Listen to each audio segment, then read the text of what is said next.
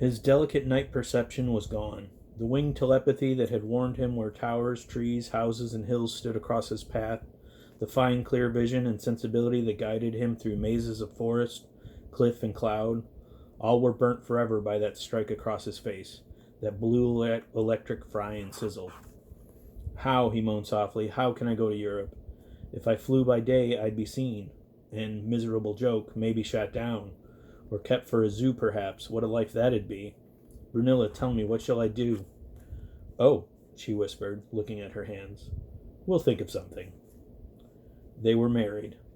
The family came for the wedding. In a great autumnal avalanche of maple, sycamore, oak, elm leaf, they hissed and rustled, fell in a shower of horse chestnut, thumped like winter apples on the earth.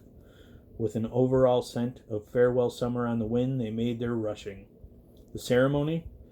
The ceremony was brief as a black candle lit, blown out, and smoke left still in the air. Its briefness, darkness, upside-down and backward quality escaped Brunilla, who only listened to the great tide of Uncle Einar's wings, faintly murmuring above them as they finished out the rite. And as for Uncle Einar, the wound across his nose was almost healed, and holding Brunilla's arm, he felt Europe grow faint and melt away in the distance. He didn't have to see very well to fly straight up or come straight down. It was only natural that on this night of their wedding he take Brunilla in his arms and fly right up into the sky. A farmer, 5 miles over, glanced at a low cloud at midnight, saw faint glows and crackles. Heat lightning, he observed, and went to bed. They did not come down till morning with the dew. The marriage took. She had only to look at him, and it lifted her to think she was the only woman in the world married to a winged man. Who else could say it? She asked her mirror, and the answer was no one. He, on the other hand, found great beauty behind her face, great kindness and understanding. He made some changes in his diet to fit her thinking, and was careful with his wings about the house. Knocked porcelains and broken lamps were nerve-scrapers. He stayed away from them. He changed his sleeping habits, since he couldn't fly nights now anyhow. And she, in turn, fixed chairs so they were comfortable for his wings, put extra padding here or took it out there, and the things she said were the things he loved her for. We're in our cocoons, all of us. See how ugly I am, she said, but one day I'll break out, spread wings as fine and as handsome as you. You broke out long ago, he said. She thought it over. Yes, she had to admit. I know just which day it was, too, in the woods when I looked for a cow and found a tent. They laughed, and with him holding her, she felt so beautiful she knew their marriage had slipped from her ugliness, like a bright sword from its case.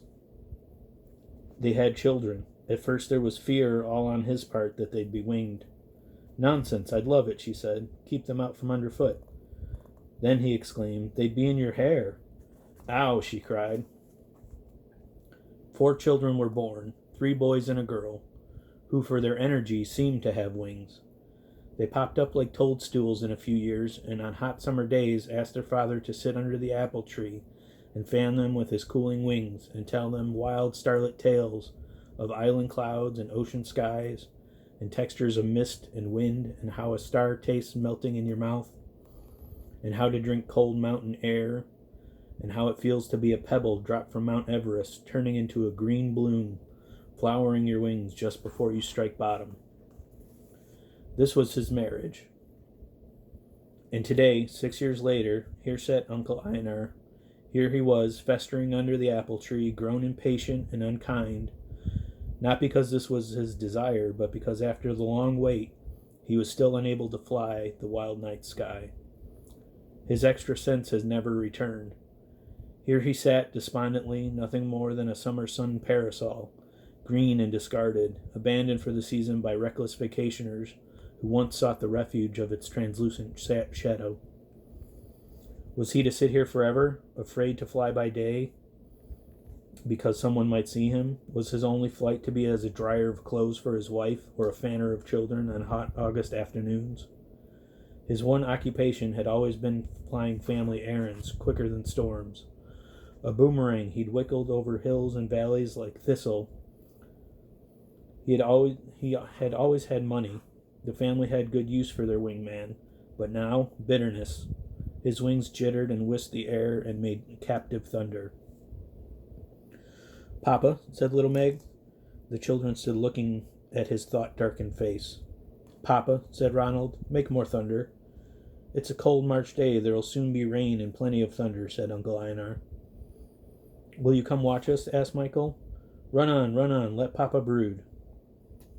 He was shut of love, the children of love, and the love of children. He thought only of heaven, skies, horizons, infinities, by night or by day, lit by star, moon, or sun, cloudy or clear. But always it was skies and heavens and horizons that ran ahead of you forever when you soared. Yet here he was, sculling in the pasture, kept low for fear of being seen. Misery in a deep well. Papa, come watch us. It's March, cried Meg, and we're going to the hill with the kids from town. Uncle Einar grunted. What hill is that? The kite hill, of course, they all sang together. Now he looked at them. Each held a large paper kite, their faces sweating with anticipation and an animal glowing. In their small fingers were balls of white twine. From the kites, colored red and blue and yellow and green, hung caudal appendages of cotton and silk strips. We'll fly our kites, said Ronald. Won't you come? No, he said sadly. I mustn't be seen by anyone or there'd be trouble. You could hide and watch from the woods, said Meg. We made the kites ourselves, just because we know how. How do you know how? You're our father, was the instant cry. That's why. He looked at his children for a long while. He sighed.